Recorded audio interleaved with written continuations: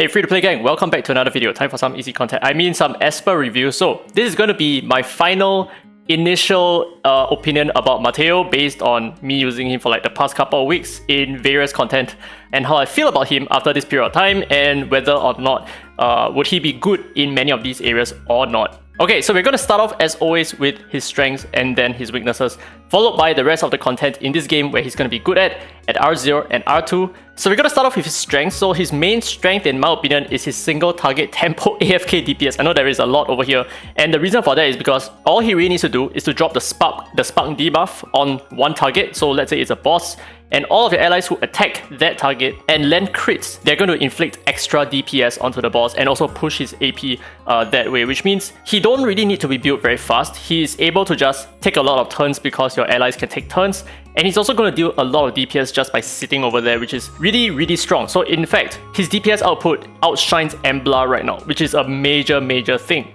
But of course, that also comes with its own weakness, which I'll talk about in just a little bit. So next part is he strips a lot. So not in this image over here, but both his first and his third skills have strips, which is really good, especially if you're using him in Fafnir and you want to get rid of all the shield buffs that the Fafnir has. Or rather, not the shield, but the crit damage buff that Fafnir has. And he's also really easy to build. You can either build him with a lot of attack power or with a lot of crit damage. Both also works. And I think it really depends on the content that you're using him in and also his resonance level, because the way you're going to build him at R0 is quite different from the way you're building him at R2. And the final strength, in my opinion, is his speed lead, which is 35% in some of these very important areas. So your Ritual Miracles, you have the Celestial Anomaly, super important. You have the Sentinel Hunt as well, which is very crucial. 35% speed lead is huge. Now the thing is, at R2, he gains a new effect, Fire Punch, which is his third skill. If the enemy has Spark, Mateo's crit rate increases by 100%. So the thing is, you no longer need to build him with crit rate because all of your third skills and your first skills will always land a crit, because you will always inflict the Spark, which cannot be resisted, and then you land the rest of the DPS afterwards. So he don't need to be built with crit rate afterwards. Now what that means is at R0, you might want to build him with more attack power, but at R2 onwards, it does make sense to build him with a lot more crit damage because he will have a lot of damage output on his own kit. But this is not going to affect the Spark DPS that he lands, or rather the Spark DPS that your allies are able to land on his behalf. Now here comes his weaknesses, right? So the first weakness is your whole team is built entirely around him. Now this is an issue because that means that he's not going to be viable in many different okay, I wouldn't say that he's not viable in many different content, but you will need to build all of these 4 other Espers just to make sure that they work with him. So what I mean to say is all these 4 other Espers, even if they are support Espers or DPS Espers, whatever, they need to have like a 100% crit rate so that they're always able to land crits, which will then push his AP. So you need to build so many Espers around him for him to be very powerful. And also another glaring weakness is his weakness to cleansing. So if the boss is either immune or has some kind of cleansing in his kit, or maybe if you're trying to use him in PvP and there is a lot of Jinyu Yao, there's a lot of Claras, there is a lot of Sallys around, chances are he will not be doing all that much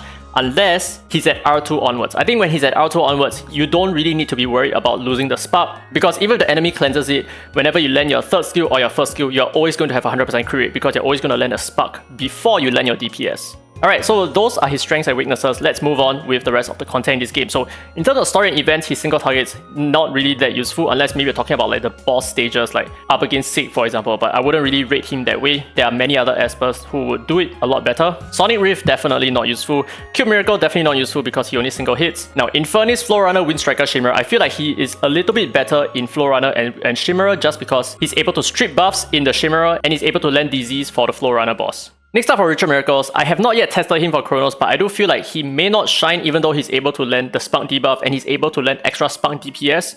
And the problem with that is because the boss takes many turns, especially at K16, which means he's probably going to lose the Spunk debuff before you can actually abuse it to land more DPS, I feel.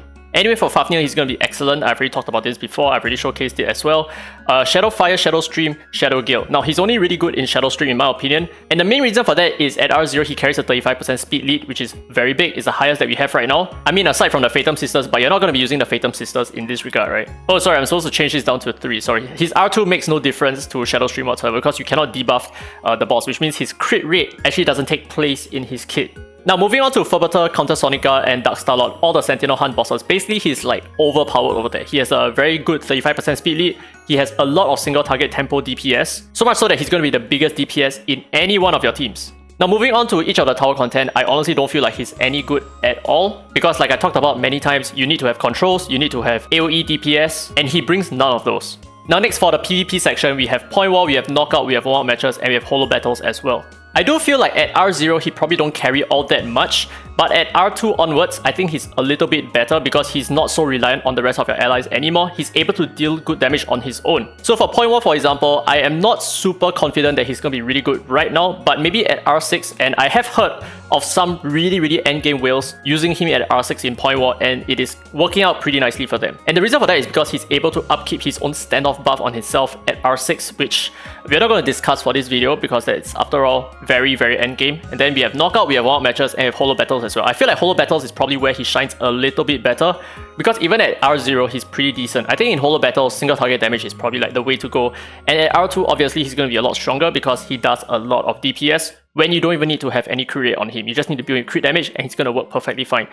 So all in all, based on this selection over here, which you can obviously just adjust it accordingly, right? If you don't think that any of these are important, you can uncheck it, but you will have to download this this Excel spreadsheet in order for you to assess these buttons.